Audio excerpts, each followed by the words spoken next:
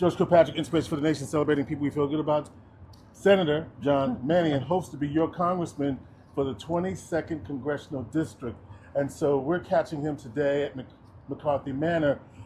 What we heard today was concern about jobs. Let's talk about that. What do you think? Well, listen, the American dream comes with a good job. And we've had great times here in central New York, where people walked out the door and got a great job. And then we had some challenges in the 70s, 80s, and 90s. So I believe that the great equalizer is education, and our public schools do a lot of great things.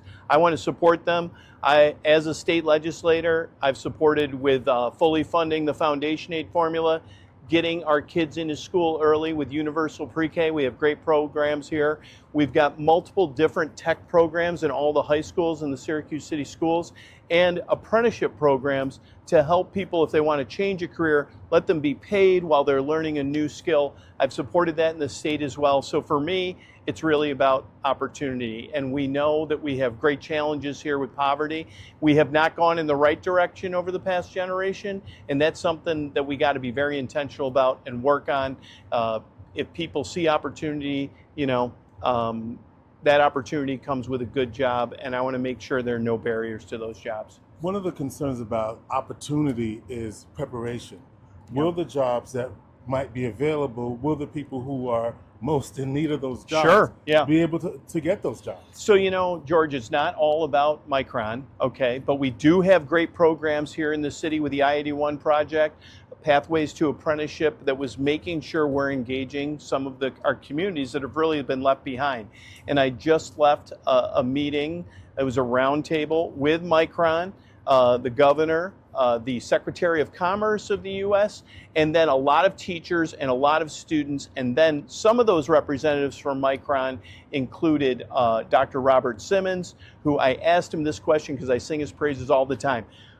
Are we going to do what we say we're going to do? Are we going to make sure that those barriers aren't there and we're engaging these communities? And he said 100%. And when you talk to Dr. Warren Hilton at OCC, or you talk to Tim Penix at SUNY AOC, or you talk to Robert Simmons, it seems like they are true to their word, they are genuine, and they want to make sure that there's opportunity all over the place in our public schools, at OCC, at SUNY Oswego, and other places to make sure if kids are interested, or adults are interested in a new career in tech, that as we see this really renaissance coming, that they're going to be a part of it, and we're not going to leave anybody behind. And for me, as a native Syracusan, that means a lot to me that we get it right. We heard some conversation in the room about affordable housing and concern about whether, with all of the construction, especially even in this neighborhood, particularly, whether residents, people that live here, for example, would be able to afford to even remain in the neighborhood that they love. We have to be very intentional about incentives for developers related to affordable housing. And then we did pass state legislation to make sure that for our tenants, that rent is reasonable and can only increase so much. And I hope our municipalities consider buying into those. The other thing I would say is we need pathways to home ownership. Generational wealth happens with home ownership, and we should not have barriers to that. So we got to do a lot of things. We've got to renovate our places. We've got to fill our vacant housing. Right now, there's not enough good housing stock. And that's great when we add housing stock, but if we don't add it in the affordable place, it makes the sort of economic dynamic even worse, and people can't find a place to live that's affordable that works for them. So why are you a better choice for New York 22 than your opponent? And specifically, what would be your economic plan for the region? Well, listen, for me, I've lived here my whole life. I care about this place. I have deep relationships.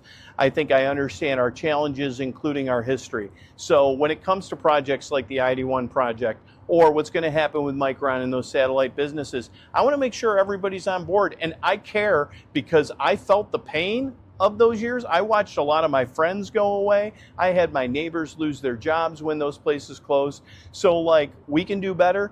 I'm never going to stop working to try to deliver for Central New York. You asked me about my economic plan, and what I would say is listen, we need to make sure that we have a living wage for people, particularly in some of these jobs that are so essential. You know, I talk to our CNAs, or I talk to our direct support professionals that work with people with disabilities. Their jobs are like vocations. They're drawn to them. They're helping the people, some of whom need the most support, and we're not supporting them with a decent wage. We have tried to increase it in the state. We have set aside minimum wage, but we have to make sure that we fund these systems appropriately so that we can pay the people that do the work a good wage. And you know, for me, that's something I'm committed to. I'm always going to be looking out for the people who are doing the work, who are the pillars of the community, and you know, not looking out for special interests or the 1% class. One of the concerns that would be of interest to the residents here at McCarthy Manor would be how you would work in Congress if elected to make sure that Social Security is sustained. What would be your plan to make sure that that happens? Well, listen, there's some things that we can't do, right? We can't do that. We can't raise the age of Social Security. We can't privatize Social Security. Those are things that just are unacceptable to me. People have worked. They've contributed to the community in their employment. They've paid into these systems. They've earned these benefits. Let's make sure that we keep that system robust. There's a few things that we can do. There's legislation out there to do it, but one simple thing is that there's individuals that make above $160,000 a year, but they stop paying into Social Security at that $160,000 threshold. So they have benefited from the work of others. They've benefited from our systems. And for people to live their years in retirement in a dignified way, we've got to make sure that individuals pay their fair share. That cap incrementally increases, but we know that if you can afford to pay into a system that benefits all of us at $160,000, if you're making $400,000, you can do that as well, and that's the level that I want to raise it to. So much divisiveness in Congress. They're still trying to figure out. They tried to put a citizenship requirement in for voting for the spending. We're going to keep doing. We're going to inch along on that, and all that was also tied. There was a border bill that was bipartisan that was rejected by the GOP Congress. If elected, do you see yourself reaching across the aisle and working with the other side being the Republican Party from your side? How do you see yourself working with Republicans? Yes, we have to work together, and we need quality people in office who are willing to work together.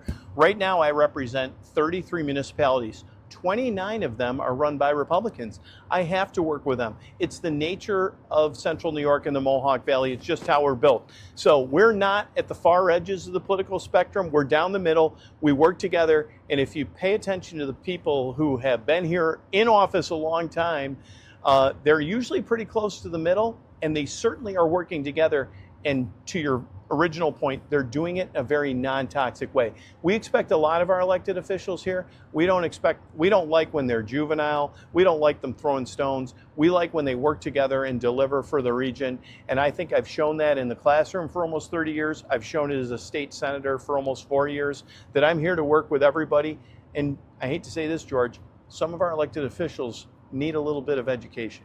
As an educator who was in the district in West Tennessee district for a long time, and Nottingham High School too. You want to make that I point? do, because I love Nottingham. So one of the things that has come up is obviously this presidential election. Kamala Harris running for president and still close. Yeah. Is that surprise? Why is that?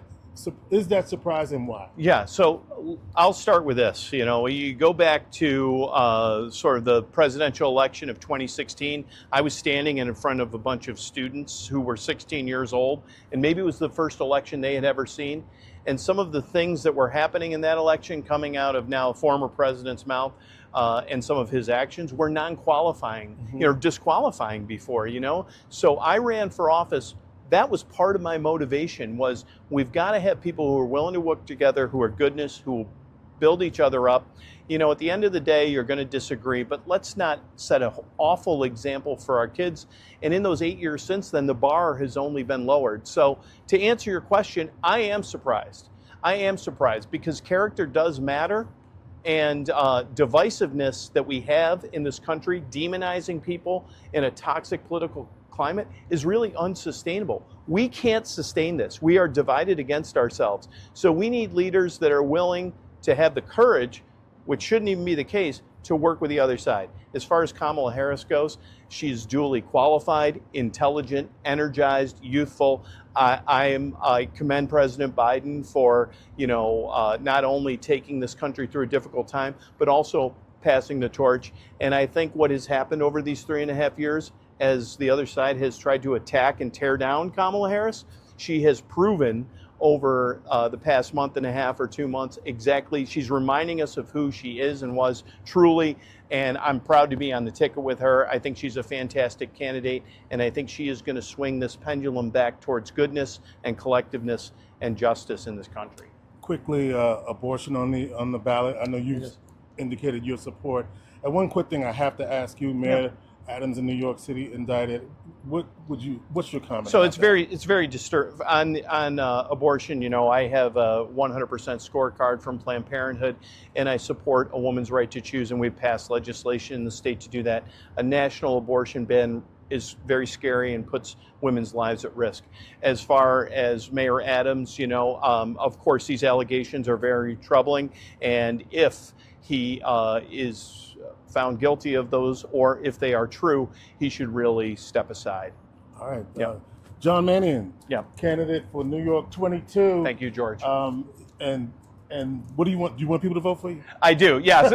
I appreciate that. Sometimes, I get so caught up in this, I forget. But George, you're always kind to me. I love being on your show. I thank you for that. I ask everybody out there to consider supporting for me. I know many of you already have. I would be honored to have your vote, and know this, that if you vote for me, you have a true champion for Central New York and the Mohawk Valley, because I get it. I care, I live here, and I want to fight for everybody out there, especially those folks that aren't the big donors, that aren't the heads of corporations. We want to support everybody here, and I hope and believe that you believe that I'm your guy to do that. Good luck. Thank you, George. Inspiration for the nation.